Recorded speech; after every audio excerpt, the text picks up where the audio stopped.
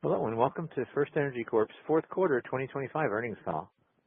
As a reminder, this conference is being recorded. It is now my pleasure to turn the call over to Karen Saget, Vice President of Investor Relations. Please go ahead, Karen. Thank you. Good morning, everyone, and welcome to FirstEnergy's year-end 2025 earnings review. Our earnings release, presentation slides, and related financial information are available on our website at firstenergycorp.com/ir.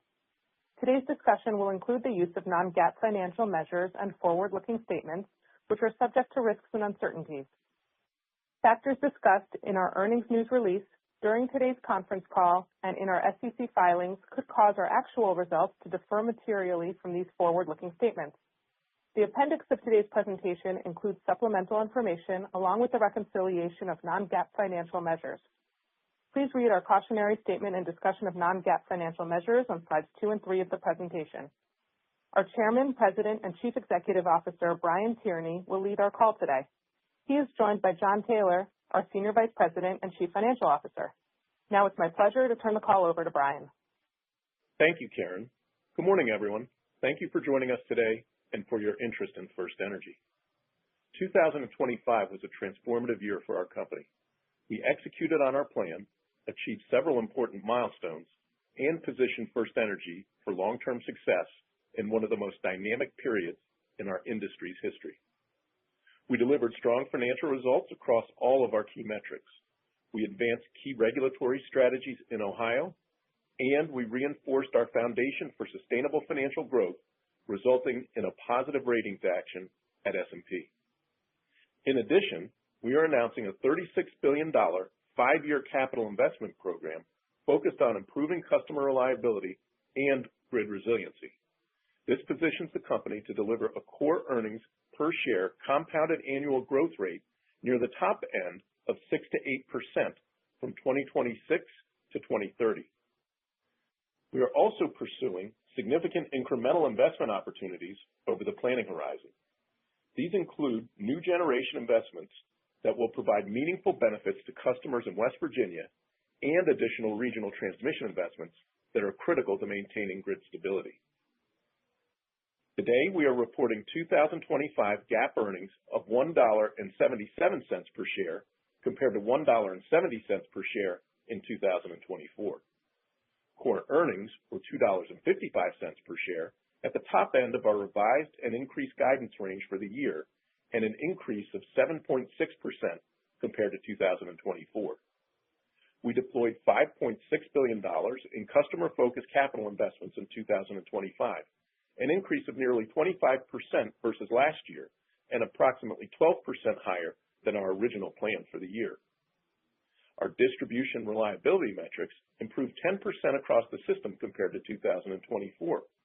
Notably, this includes significant year-over-year improvement in our New Jersey and Pennsylvania service territories, where we have commission-approved investment programs. Finally, we declared quarterly dividends totaling $1.78 per share, a 5% increase from 2024. This growth is consistent with our plan of providing a solid dividend yield and an attractive total shareholder return. We are pleased with our performance in 2025, and we are committed to building on this success as we deliver on our long-term financial plan. Our $36 billion capital program represents a nearly 30% increase from our previous 5-year plan. It requires only modest amounts of equity to fund growth, which Jon will talk about later.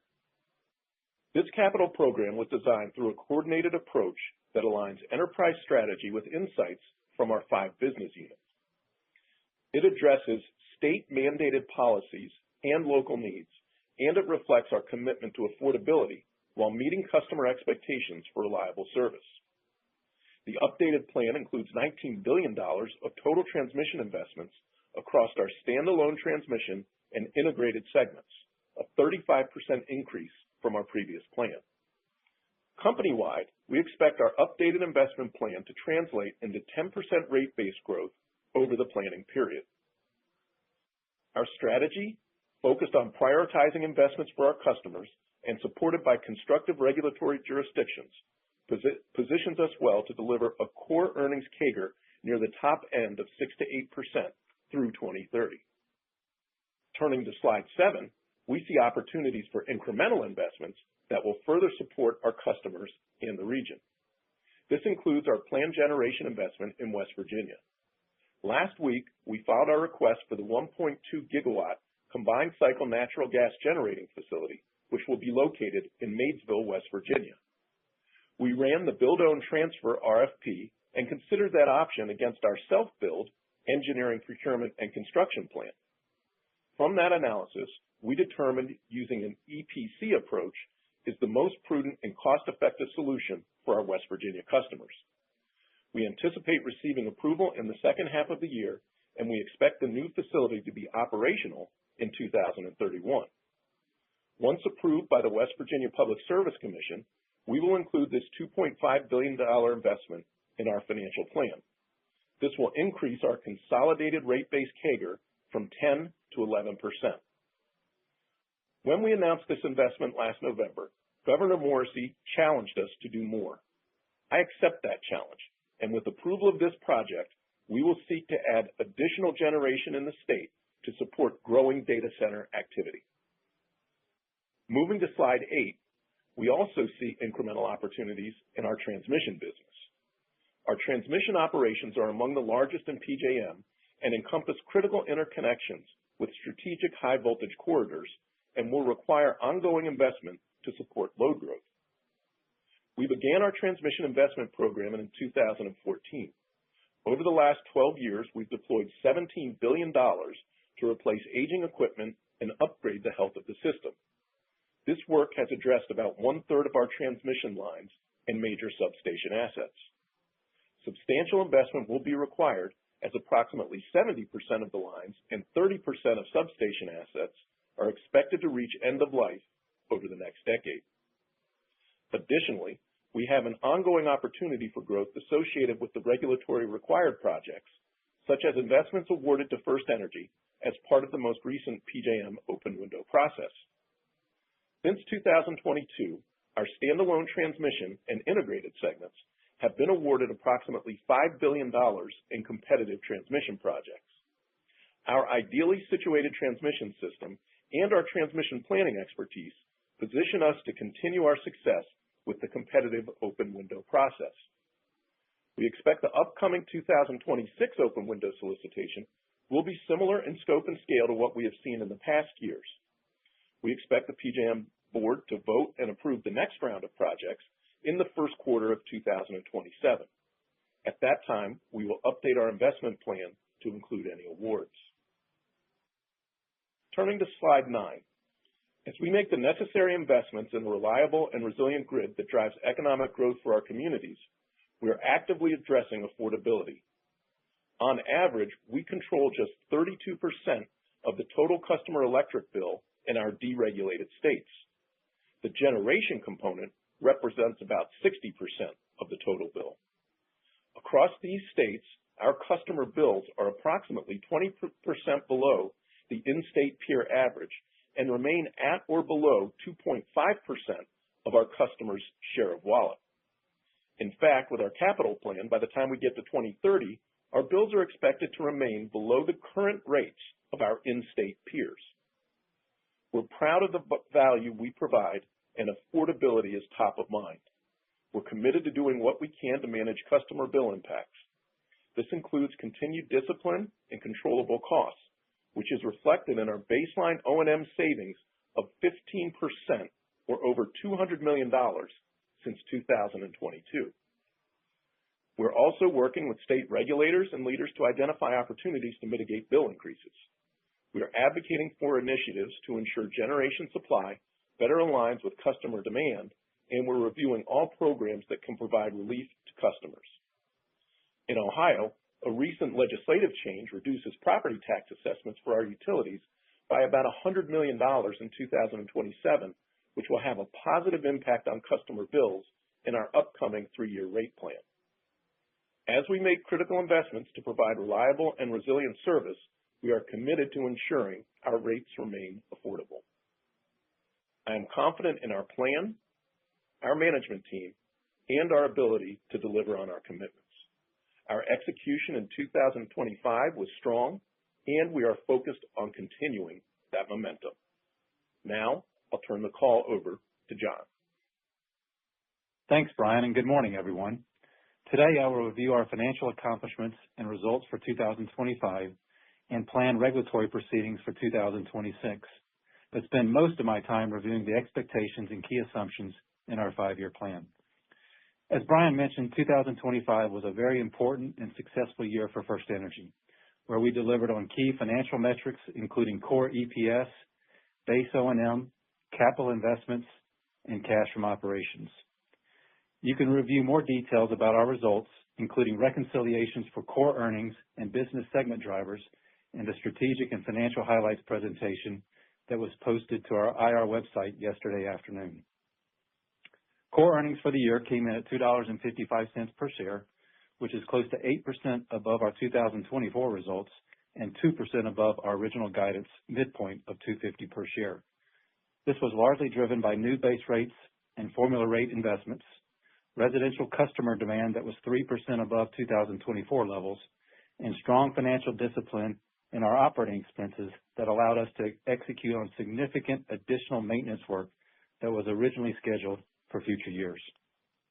On a consolidated basis, our return on equity in 2025 was 9.8% on rate base of $27.8 billion versus 9.4% on $25.6 billion in 2024.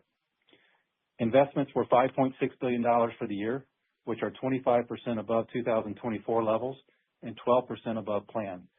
These include nearly 75% in formula rate investments, with 50% in FERC-regulated transmission investments, where total FE-owned transmission rate base increased 11% year over year. Our financing plan included cash from operations of $3.7 billion, which was more than $800 million above 2024 levels, subsidiary debt issuances of $3.4 billion, and a $2.5 billion convertible debt transaction in the second quarter. In November, we received constructive regulatory outcomes in Ohio, including in our 2024 base rate case, which paved the way for an upgrade from S&P to BBB flat at FE Corp on a senior unsecured basis. 2025 was a pivotal year for FirstEnergy in terms of delivering on our plan, and we remain focused on meeting our commitments to investors going forward. Turning to our regulatory strategy, we plan to file traditional base rate cases later this year in both Maryland and West Virginia. In West Virginia, we plan to file in the second quarter to reflect a $1 billion increase in rate base since 2022. Our current rates are based on a rate base of $3.2 billion with an equity layer of 50% and an allowed ROE of 9.8%. In Maryland, we plan to file in the second half of the year to reflect investments we've made since 2022. Our current rates include rate base of nearly $700 million with an equity layer of 53% and an allowed return of 9.5%. In Ohio, we expect to file our 3-year rate plan early in the second quarter. While we appreciate getting to a conclusion in our 2024 base rate case, we are looking forward to filing under the 3-year rate plan with forward test years to ensure timely recovery of critical investments we need to make on behalf of our customers. In all 3 of these cases, we anticipate requested rate increases at or below annual inflation as compared to the current residential bill, where on average our monthly bills are approximately 20% below the in-state peer average. Lastly, in West Virginia, our proposed cost recovery for the generation investment consists of 2 phases. First, during the construction phase, we're proposing a generation surcharge based on precedent in the state designed to recover our total financing cost with a requested equity return at our current authorized return of 9.8%. Then after the power plant is placed in service, we would look to transition the recovery from a surcharge to base rates at a future base rate case. As part of the financing plan for this investment, we filed an application with the U.S. Department of Energy seeking a low-interest loan under the Energy Dominance Financing Program. We expect approval before the end of the year, which would save customers more than $200 million over the 30-year life of the loan versus traditional financing. Based on our forecast, once in service, this investment is expected to have minimal impact to customer bills. Moving to our 5-year plan, Our $36 billion capital investment plan is an increase of $8 billion, or nearly 30% from our prior 5-year plan. As Brian discussed, this program results in expected rate-based growth of 10% through 2030, led by transmission investments totaling $19 billion and customer-focused distribution investments to strengthen and modernize the grid. 100% of our capital plan is focused on improving customer reliability and resiliency of the system and only consists of awarded, approved, and contracted projects. We increased transmission investments by $5 billion, or 35%, from our previous 5-year plan. This includes transmission investments in both our standalone transmission and integrated segments. The plan also includes regional transmission projects from the 2025 and prior PJM open windows totaling $4 billion.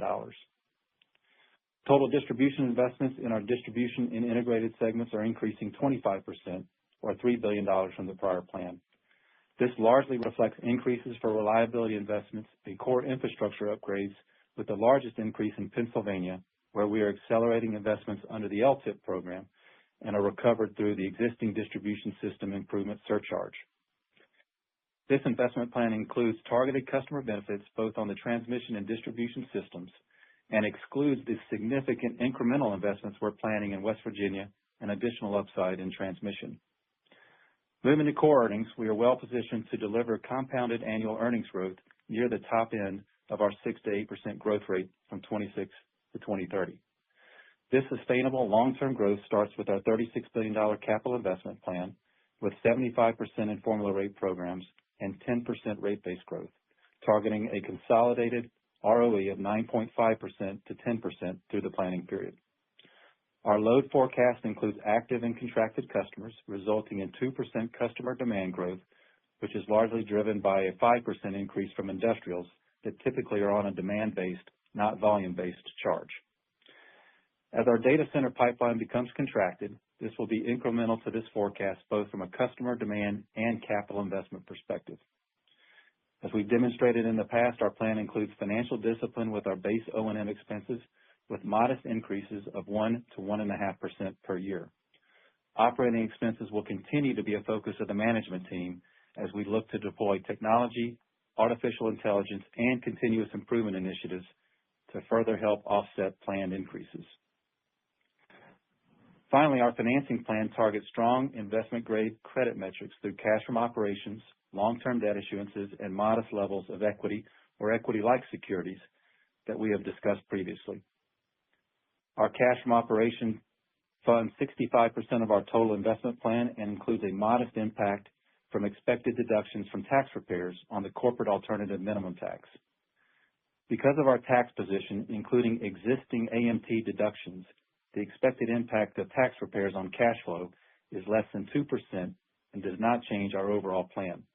Our debt financing plan includes $16 billion in new long-term debt issuances, with FE Corp debt as a percentage of total debt at 20% versus 25% at the end of last year. And our equity needs are up to $2 billion, which includes our $100 million annual DRIP program, which has historically been in place. We will explore all options to fund our equity needs, including hybrid instruments, and anticipate any annual common equity issuances, including for the DRIP, to be approximately 1% of current market cap on average through the forecast period. In closing, we believe we have a compelling story and value proposition. Our plan is strong, focused on critical investments with significant incremental opportunities.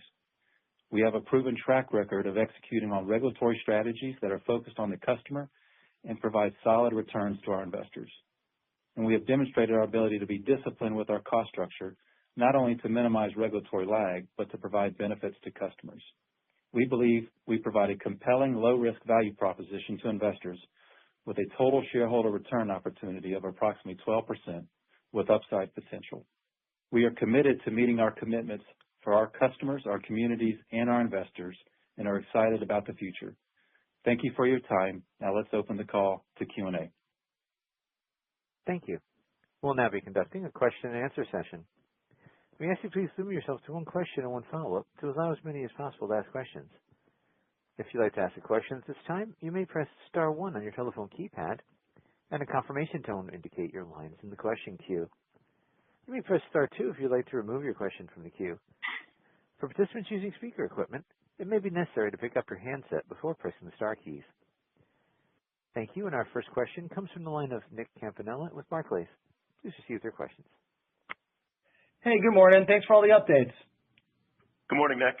Hey, morning. So appreciate the disclosure, 6 to 8 at the high end now. You mentioned West Virginia could be another $1.2 billion incremental to the plan, and that would bring your RAP CAGR to 11%. Just what's the incremental financing that would be associated with that? Given my understanding is there is kind of a proposal for cash CWIP. And would this kind of put you comfortably above the 6 to 8 range, say by 29, or how should we kind of think about that? Thanks. Yeah, Nick, this is John. I'll take the financing piece of that. So, obviously the cash recovery will help pretty significantly. So I expect that to be 15% of the total investment. We'll target 50% of the total investment with the Department of Energy loan, with the rest likely being new equity to fund the investment. And then on the growth, Nick, as we get these incremental investment opportunities coming in, whether it's generation or transmission, we'll be updating what growth looks like as we put those in the plan. Okay, so I'll take 15% of that CapEx. Thank you for that. And then maybe I guess there's just been a bigger focus on Pennsylvania from investors, given the various comments out of Governor Shapiro. And I know the distribution plan across the company is up. Pennsylvania, I think you're doing $6.7 billion.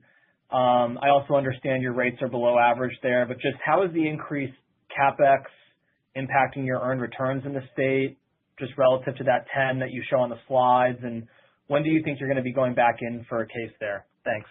Yeah. So, Nick, it's not that long that we've come out of a rate case there, and the big part of that rate case was investment in the distribution system. And so the increases that we got were to fund that investment, and we're actively doing that. We have a very targeted long-term investment program there that's been approved as well. So the focus for us in Pennsylvania has been incremental investment in the distribution system to drive improvements in reliability. And that's what we're seeing in the plan.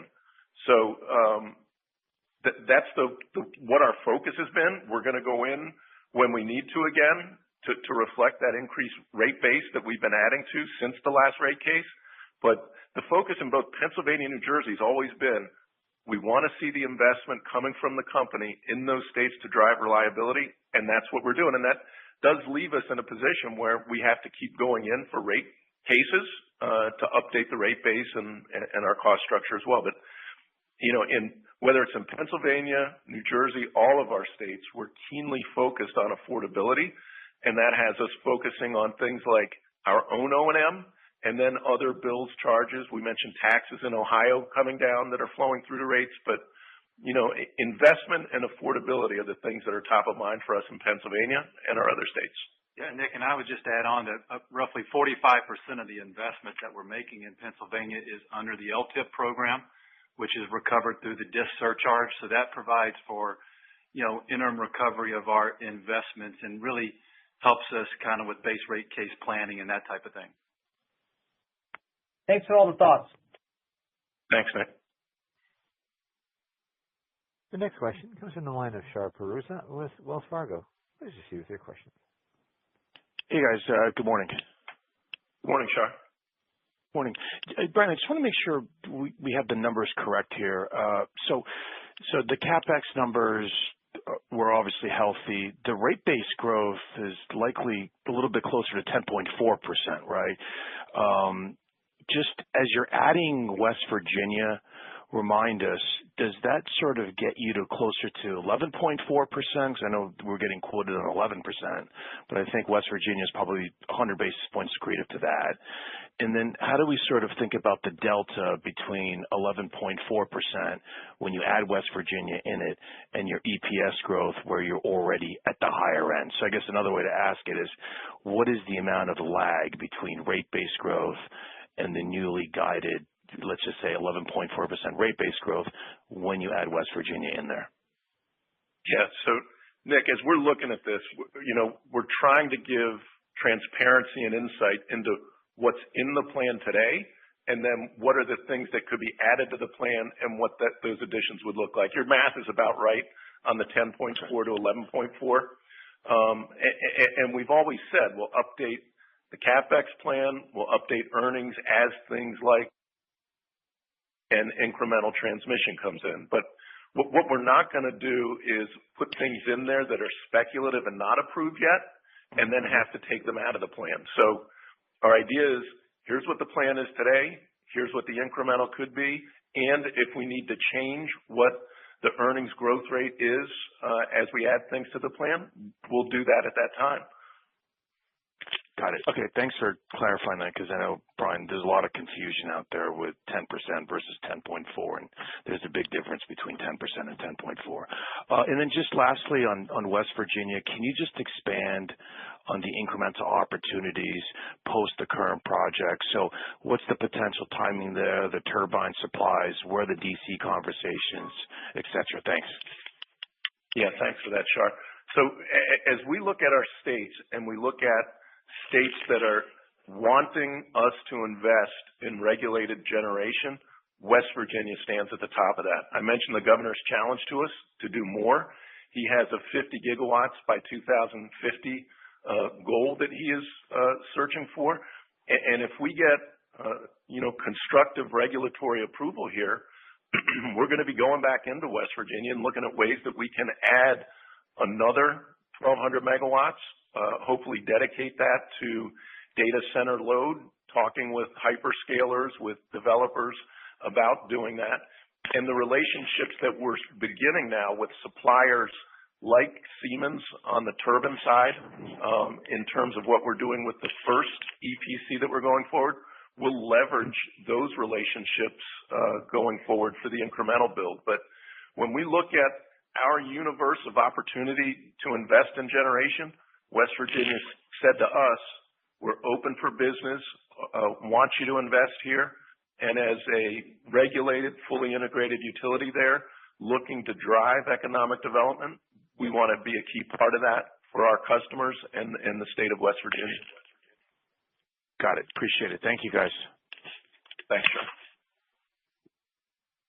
Our next question comes from the line of David Arcaro with Morgan Stanley. Please proceed with your questions. Hey, thanks so much. Good morning. Good morning, David. Wondering if you could touch on New Jersey and the backdrop there, kind of expectations, for timing of your next rate case, and just overall your perspective, following the executive orders and some of the changes we could see ahead in the regulatory backdrop. Yeah, so obviously affordability is front and center for Governor Sherrill. We've been working with her and her staff to look at ways that we can address affordability in the states, what are items on the bill that we can either reduce or eliminate.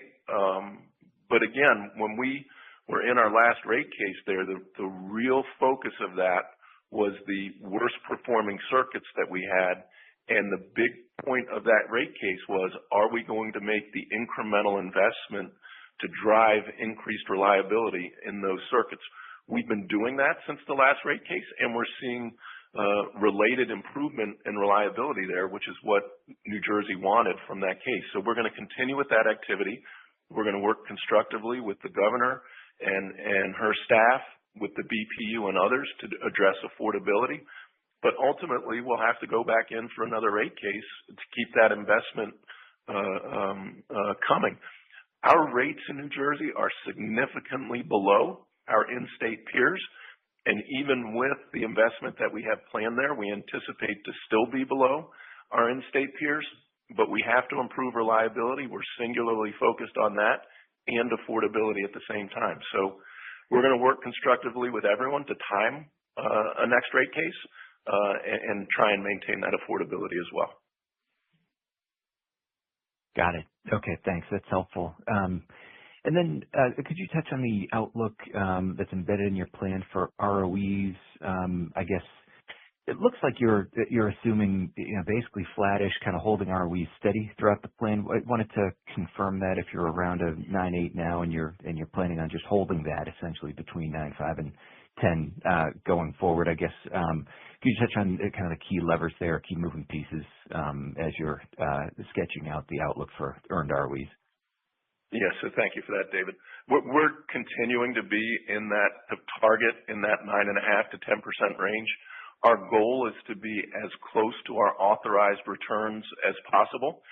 Given the amount that we're investing, we're going to be going in regularly for rate cases because of the magnitude of the investment that we're making to drive reliability. But we're confident that we'll be able to stay in that 9.5 to 10% range with the flight of rate cases that we have and the investment that we're making today. Okay, great. Thanks so much. Thank you, David. Our next question is from the line of Ryan Levine with Citi. Please proceed with your question. Good morning. I was hoping you'd be able to give some color around the execution ability of your $36 billion CapEx plan. Do you have sufficient internal engineering and project management capability to deliver on the step up of CapEx, especially in transmission, given labor tightness?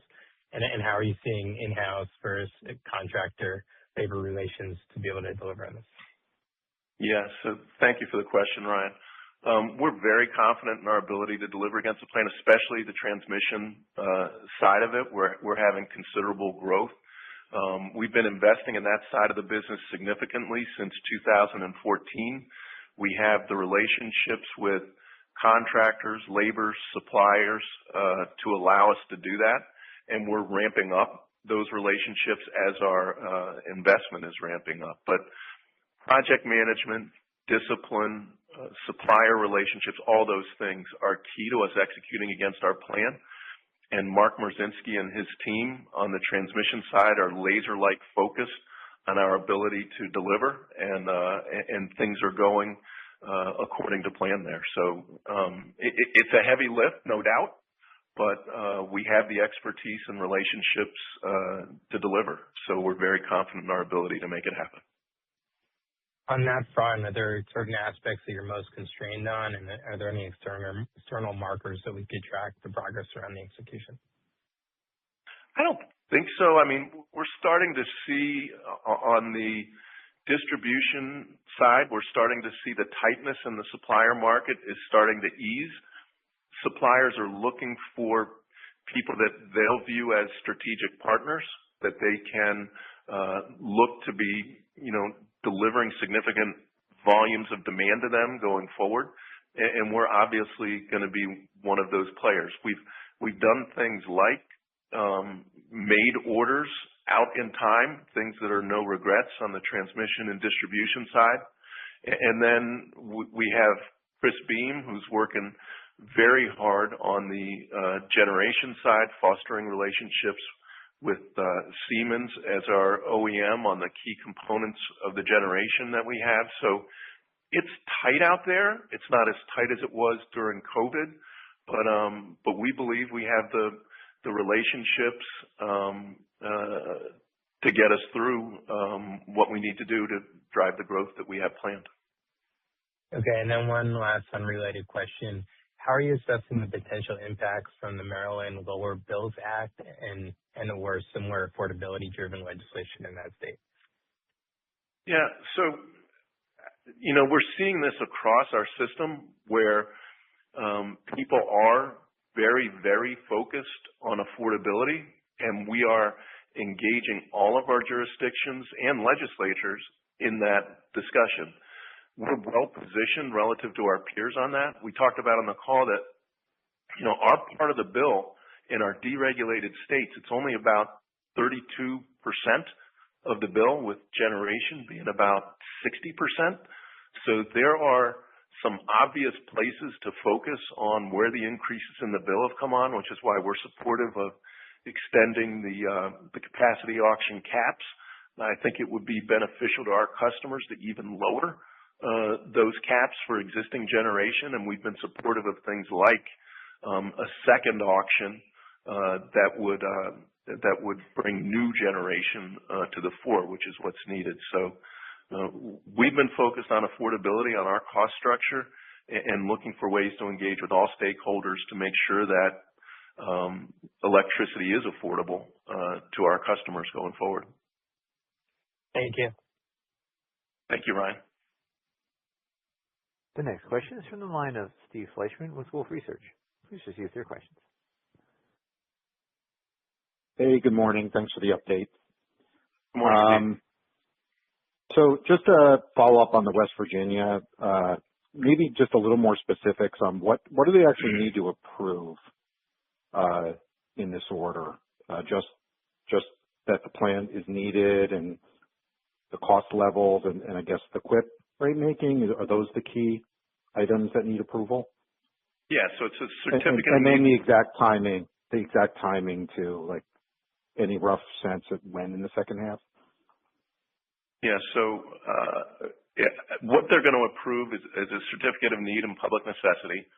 We're asking for the interim financing in the plan where we get AFUDC, CWIP we've asked for, so what that will be during the plan. And we've also proposed what our financing plan will be for the plan, both on an interim basis and the long-term basis. And so that's why we're moving forward with the DOE approval there. I think the commission has up to a year to act on this.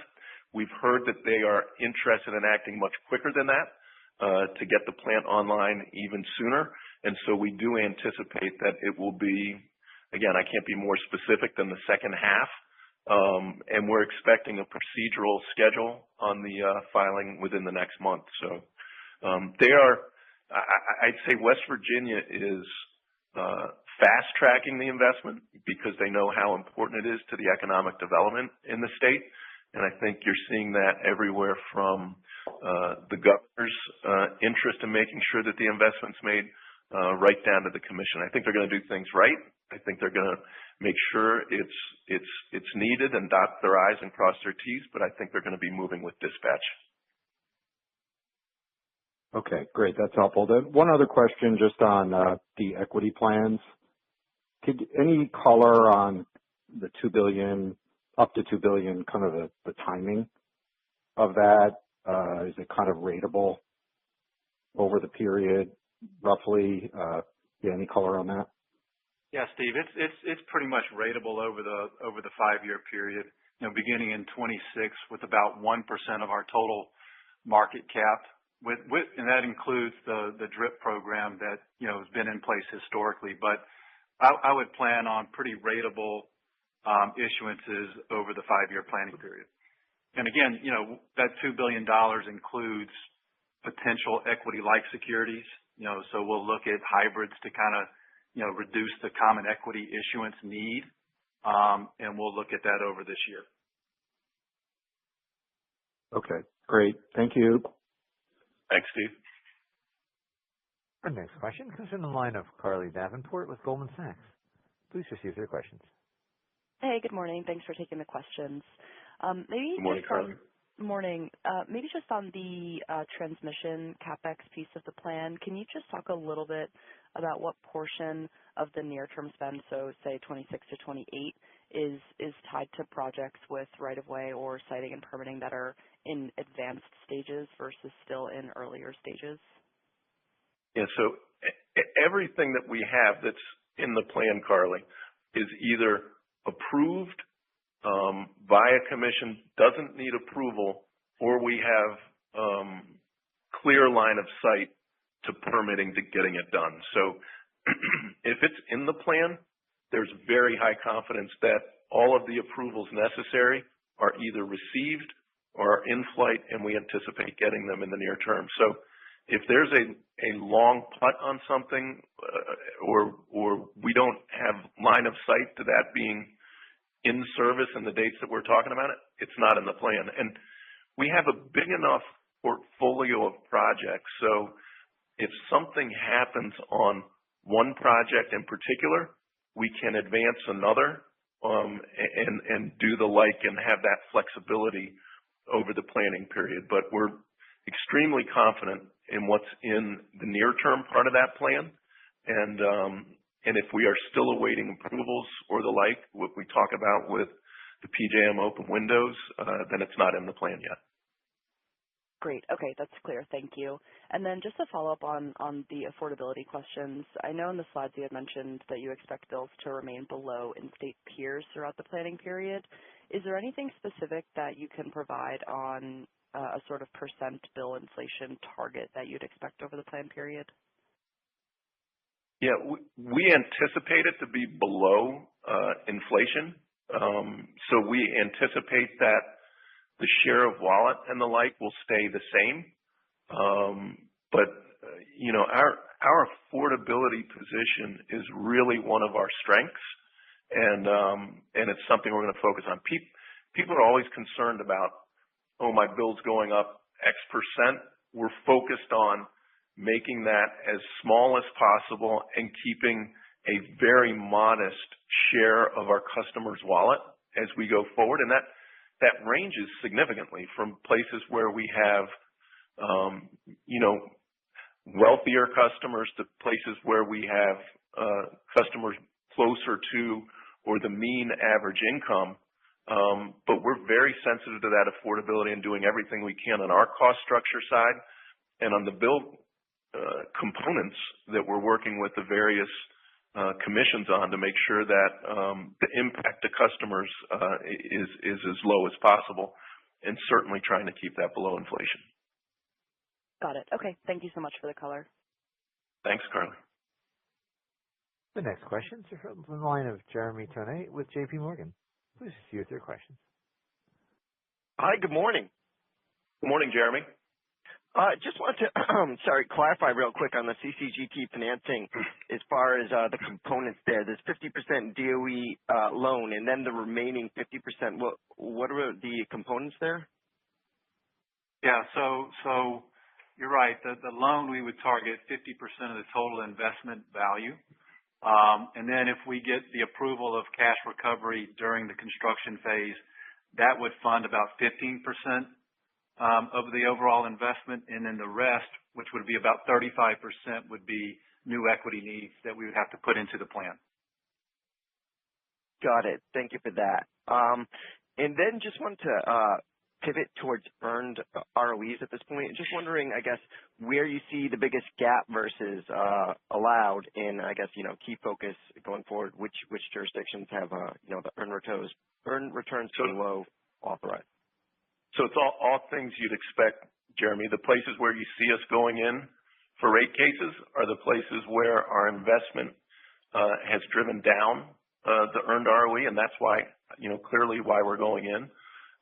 John talked about that in his remarks, and then we've also talked about the timing for when we might go in ultimately for New Jersey. But it's the places where we're making the incremental investments where we lag a little bit due to the incremental investment that we're making, and we just have to refresh that by going in for new rate cases. Yeah, the other thing I would say, Jeremy, if you look at our overall plan, I mean, we're in jurisdictions that have formula rate recovery mechanisms, so 75% of our total investments are in formula rate programs.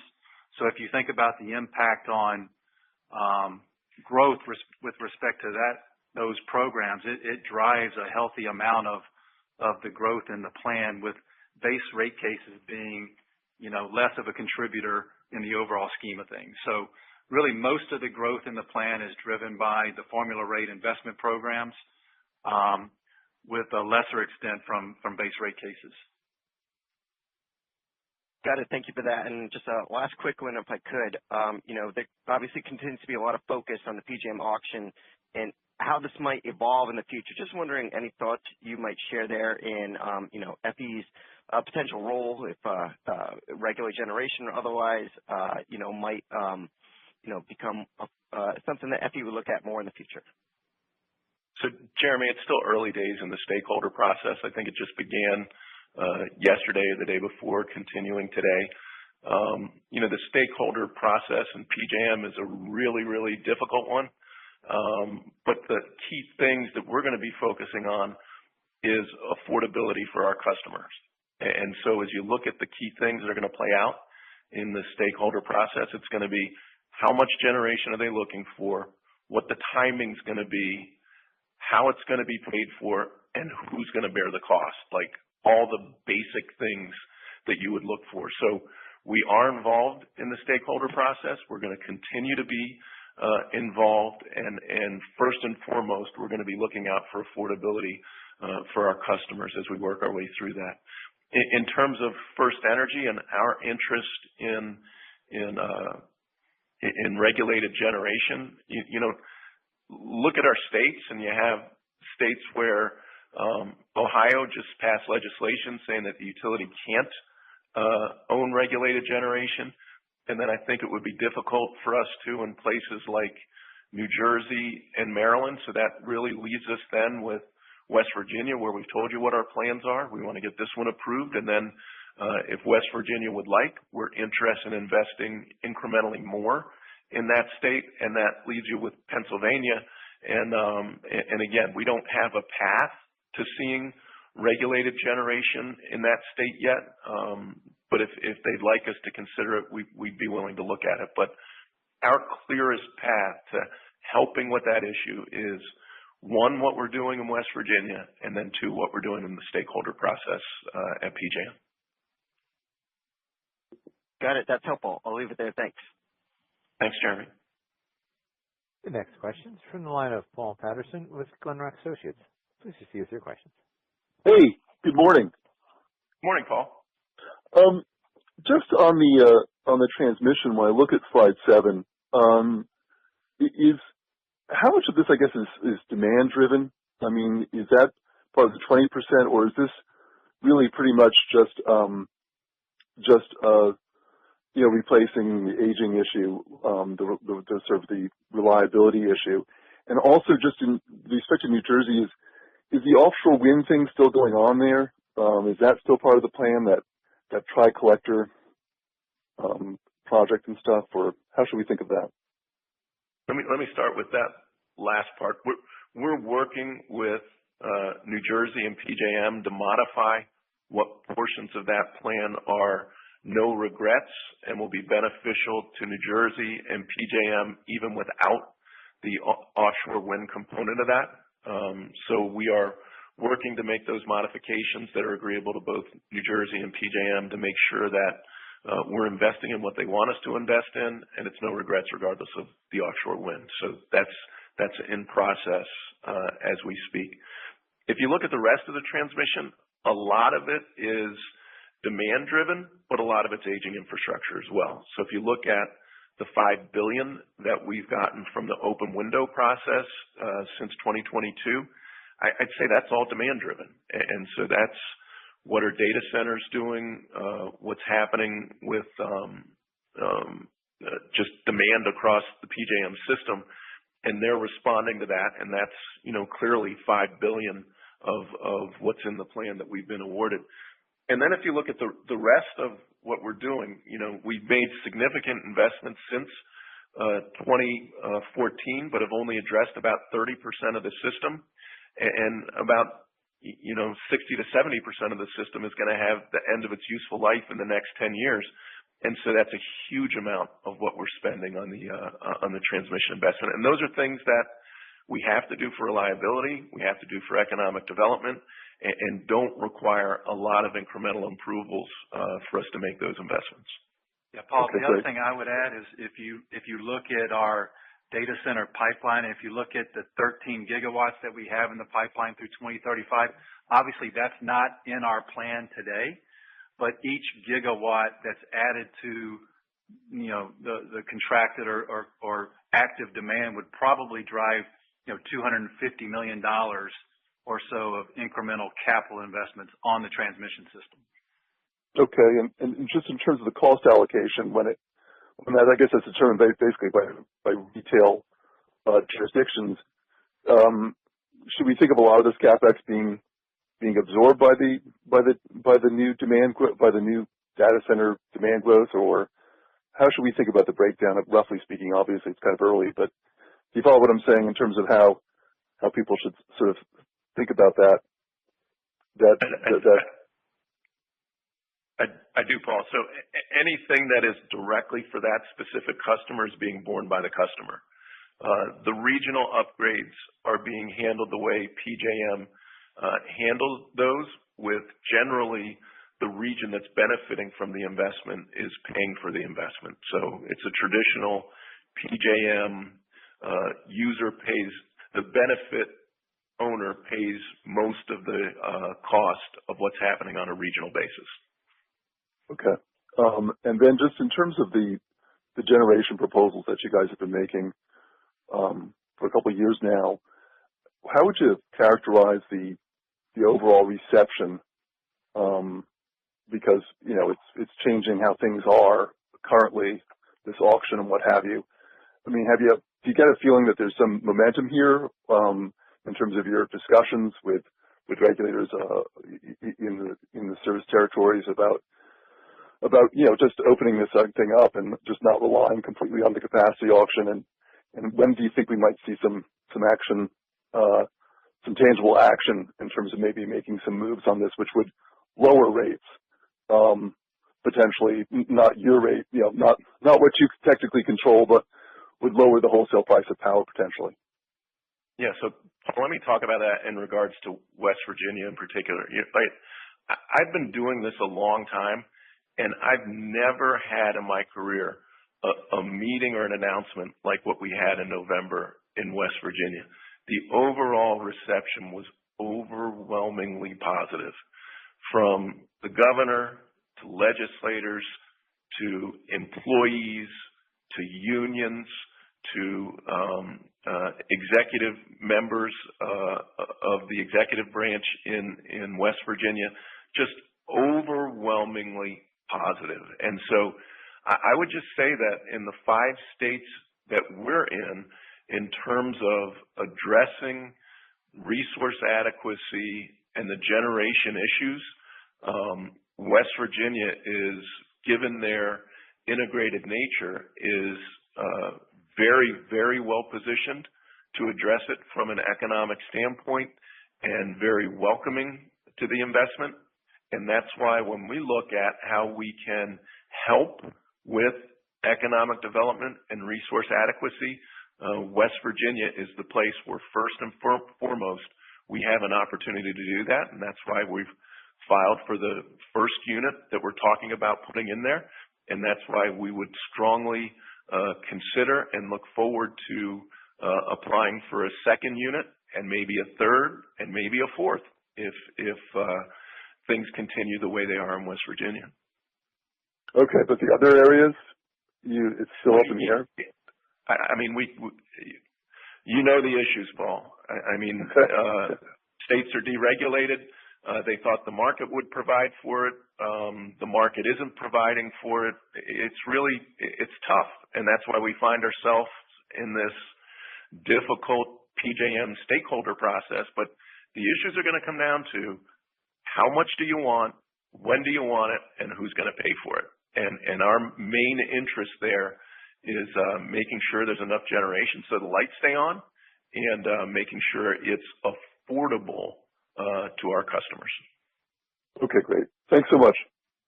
Thanks, Paul. Our next question is from the line of Anthony Crowdell with Mizuho Securities. Please proceed with your questions. Hey, just 2 quick house cleaning items. One is to Shar's question earlier on the spread or the difference between rate-based growth and earnings growth, your CAGRs. Just what would cause that to maybe contract or expand as we move out to the forecast period, where it's very unlikely, whether it's 240 bips or more, what would cause that to change throughout the forecast period? I think the things that we talked about, and it's, kind of the basic things that you would think of. How much incremental investment can we have? And then how quickly can we get that recovered in rates? And it's just that simple, Anthony. And so that's why we're showing you what's in the plan. We're showing you what we think could be incremental, how big it is, when we think we might get approvals for that. And on the recovery side, you're seeing us regularly go in for rate recovery when it's not already in the 75% that's covered in the formula rates the way John talked about. Great. And then just a follow-up to David's question. I just missed it. Did you guys state when you plan on filing your next New Jersey case? We've not said, and we are we're not being cagey about that. We just haven't decided. And obviously, we'll be in discussions with the governor's office and the BPU about when is the right time for us to go in. Great. That's all I had. Thanks for taking my questions. Thanks, Anthony. Thank you. Our last question comes from the line of Andrew Weisel with Scotiabank. Please proceed with your questions. Hey, good morning, everyone. Morning, I Andrew. Can't believe it's the last question, but I want to ask about two topics that received very little airtime today, data centers and Ohio regulations. First, on the data centers, I see more additions to the contracted demand and pipeline disclosure. Appreciate the table with the detail by state. I could be wrong. I think that's in the disclosure. Very helpful. My question is, relative to the latest updates and the recent trends, where are you seeing the most activity, in which state? And are the latest additions going to be within this 5-year plan, or are those mostly going to be more like the early 2030s by the time they ramp up? Yeah, so we're seeing a lot of activity currently in our Maryland service territory associated with the data center outside of Frederick, Maryland. And then after that, we're seeing significant activity in both Pennsylvania and Ohio. And you're seeing that sort of, significant amount of activity between now and 2030, 2031, but then a huge amount of activity in terms of load and contracted load by that 2035 timeframe. So between 2031 and 2035. So those are the locations, those are the places where we're seeing most of that data center activity. Great, thank you. In Ohio, obviously 2025 was a super busy year for you, and the company got through a lot of important proceedings and dockets. Looking forward, what are the priorities for 2026 in the next few years, whether that's on the regulatory side or execution? And should we expect conference calls to go almost nearly the whole time with barely any talk about Ohio for a while? Should it be quiet in that state? So thank you for that question. The one thing that we were monitoring in Ohio was that the commission told us since I started here that the business as usual cases were going to go business as usual, and the legacy issues cases would be separate and not mingled with the business as usual cases. The commission held very much true to that.